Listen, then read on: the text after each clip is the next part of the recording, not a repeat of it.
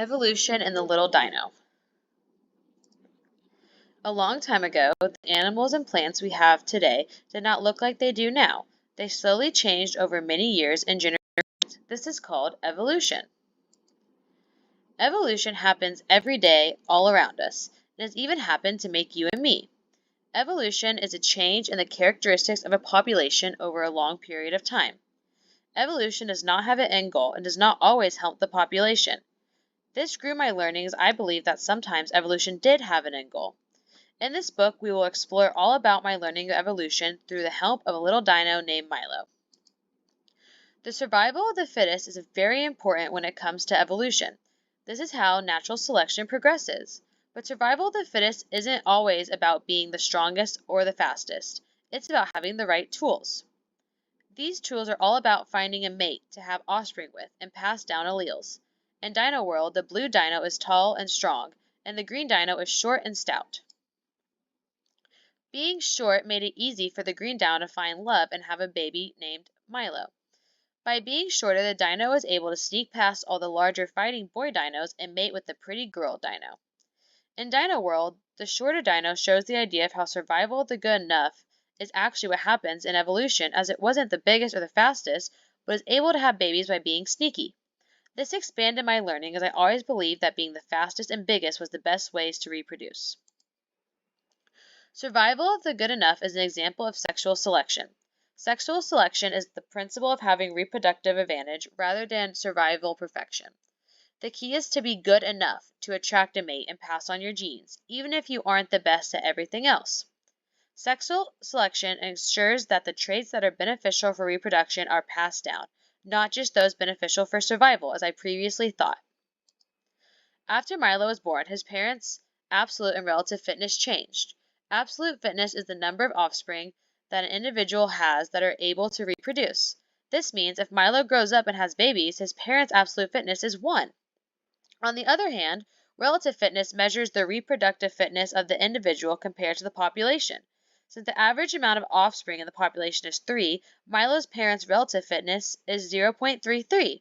Learning how these were two completely different numbers blew my mind. The baby dino, Milo, was so excited to be in the world. He wanted to know all about it. He asked his mom and dad about all the years on Earth before he was born and how dinosaurs came to be. His parents explained to him that millions of years ago, life started on Earth as a tiny cell that lived in the water. As time went on, cells evolved into different plants and fish. Those fish then tried something crazy, walking on land. Trying to walk on land, the fish over time diverged into animals like frogs. This divergence allowed them to breathe and live on land. Then after millions of years, we the dinosaurs came along, ruling the land. Milo thought this was crazy as he did not know that organism's ancestor was a single cell. Milo's parents explained that evolution is the reason he has scales on his head. You have a mutation. It's what happens when your DNA has a mix-up and changes the nucleic acid sequence, which then changes the amino acid. In Milo's case, it helps him as the scales will protect his head. Many types of mutations can happen. A point mutation is when a base of DNA is replaced with another. A deletion is when a base is removed, and an insertion is when a base is added to the DNA sequence. There can even be a silent mutation where it doesn't change the amino acid. Milo was understanding the world around him so much better. He always thought that a mutation only had negative effects on an organism, not positive effects like him. While Milo was understanding mutations better, he was confused about why his DNA affected what he looked like, so he asked his parents. Your genes and alleles that you inherit from us make up your genotype, while your phenotype is what we can see you look like. The alleles in your genotype determine what physical traits you have. You are yellow because you got a recessive allele from me and 1 recessive allele from your dad, Milo's mom explained. Milo now understood how his parents' alleles made up his genotype, and that determined his phenotype and what he looked like. He used to think that his phenotype could not be affected by mutations, but his scales are proof that he was wrong.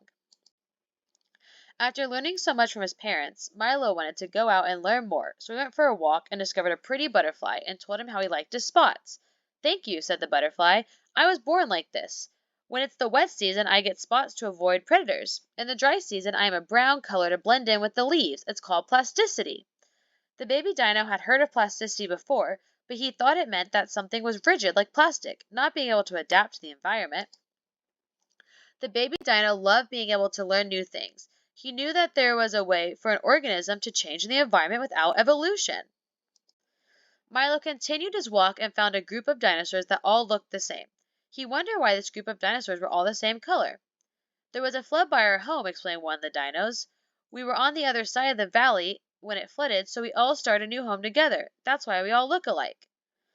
The baby dino was confused how the group of dinos had the skill to know that there was going to be a flood, so he asked them. We didn't have any skills, the group replied. It was just by chance that we were on the other side of the valley. This means what happened to us with genetic drift. Milo hoped that his new friends knew all the answers to his questions. He was so curious about the world around him. Milo now understood genetic drift isn't based on a skill or a talent. It is a chance event that reduces a population and changes their gene pool. Milo continued on his walk and saw a mommy flying dino and a baby flying dino, but they looked the exact same. He asked them if they also looked the same due to genetic drift. No, we don't look the same due to genetic drift, said the mommy dino. We look the same because I reproduce using asexual reproduction. Milo was confused. He didn't know that asexual reproduction makes a copy of the parent. The mommy dino explained how asexual reproduction is helpful because you don't have to find a mate and the parent passes down all of their DNA to make an identical copy. She continued to explain how sexual reproduction requires two organisms to combine their DNA to pass down to their offspring. It allows for more genetic variation, making it easier for populations to adapt to changes. Milo was so fascinated, as he did not know that complex organisms use asexual reproduction. He thought that only simple organisms such as bacteria used it. Milo looked at all the different dinos around him and was so happy that he learned about evolution, how they all came to be. He couldn't wait to learn more. The end.